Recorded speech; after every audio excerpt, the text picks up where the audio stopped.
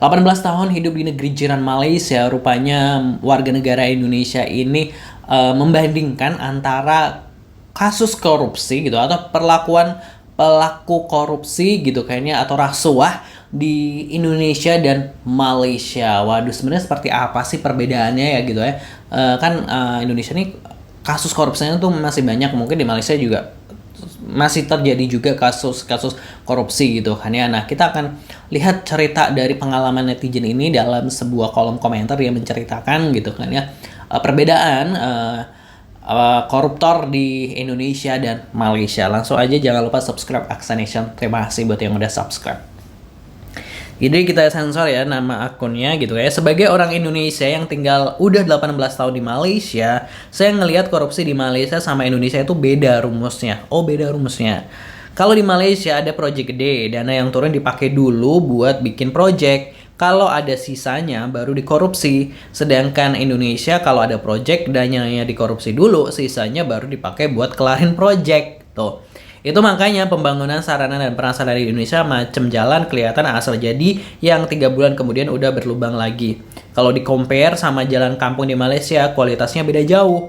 Suami pernah komen kalau LDP sama Lebuh Raya Bukit Jalil dikit-dikit dibenerin, padahal belum rusak. Padahal kalau dipikir-pikir ya memang begitu seharusnya. 1 tahun sekali dicek dan ada maintenance-nya. Mungkin korupsi emang nggak bisa dihabisin ke akar-akarnya, tapi mungkin bisalah rumusnya diganti. Nah, itu kesaksian dari warga negara Indonesia yang sudah 18 tahun tinggal di Malaysia gitu kan ya. Tadi kalau dia bercerita gitu, dia kan gini, jadi ada konten yang membandingkan pembangunan antara Indonesia dan Malaysia gitu kan. Terus dia nih komen terkait dengan membandingkan pembangunan Indonesia dan Malaysia ini dirasa lebih maju dibandingkan Indonesia. Dan si netizen ini komen kenapa begitu ya, salah satunya adalah faktor rumus korupsi gitu. Rumus korupsi di Indonesia dan Malaysia yang berbeda, di mana tadi kalau di Malaysia tuh kayak orang-orang yang koruptornya itu dia korupsi setelah ada sisa dananya gitu kan ya. Jadi terus kalau di Indonesia kan tadi diceritain, dibandingin bahwa biasanya di Indonesia dananya dikorupsi dulu, sisanya buat bangun jalan gitu. Makanya di Malaysia itu kayak perawatan jalan tuh jarang banget ada yang berlubang-lubang gitu kan ya, karena emang mereka tuh maintenance dulu gitu kan ya, seperti itu. Lalu bagaimana tanggapan komentar yang lain menyambungnya akun tersebut gitu ya? Benar banget mbak, saya pun 10 tahun di KL. Kalau balik Indo tuh serasa langit dan bumi. Nggak usah bandingkan Singapura atau Dubai, bandingkan dengan KL aja. Aduh, rasanya kok beda jauh banget gitu ya. Selalu bertanya-tanya tiap tahun DPR buat studi banding dengan negara sebelah, tapi nyatanya nggak ada perubahan tentang tatanan kotanya. Iya, jika sekarang ada banyak transport yang bagus tapi tidak friendly untuk berjalan kaki. Paling parah Batam aja deh, begitu dekatnya dengan Singapura, padahal penghasilan daerah Batam itu sangat besar loh. Tetapi untuk pedestrian aja pun nggak aman untuk digunakan. Singapura tuh Batam bagikan langit dan bumi gitu ya. Terus lebih ada yang balas lagi, real, di skop kecil pun ada aja korupsinya. Ambil dulu waktu berkepentingan pribadi, sisanya baru dipakai untuk goals utama.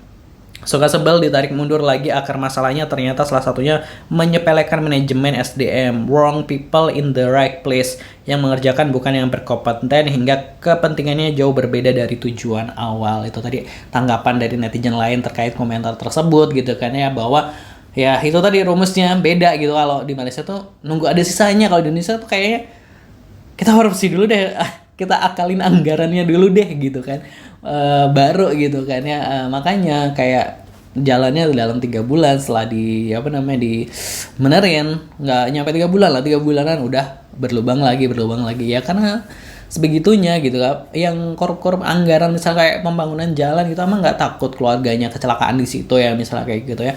Aduh, ngeri banget ya gitu. Nah, tapi ada bedanya lagi nggak ya gitu kan ya? Apakah pemerintah Malaysia sering teriak-teriak gitu juga akan mengejar koruptor sampai Antartika gitu kan? Nah, ini juga nggak tahu juga. Nah, ini tapi gue nggak ngerti nih soal penanganan korupsi di Indonesia dan Malaysia ini seperti apa gitu kan ya. Untuk hukuman koruptornya apakah lebih berat di Malaysia atau seperti apa kalau di Indonesia kan ya? Aduh, tahu sendiri lah ya gitu kan ya.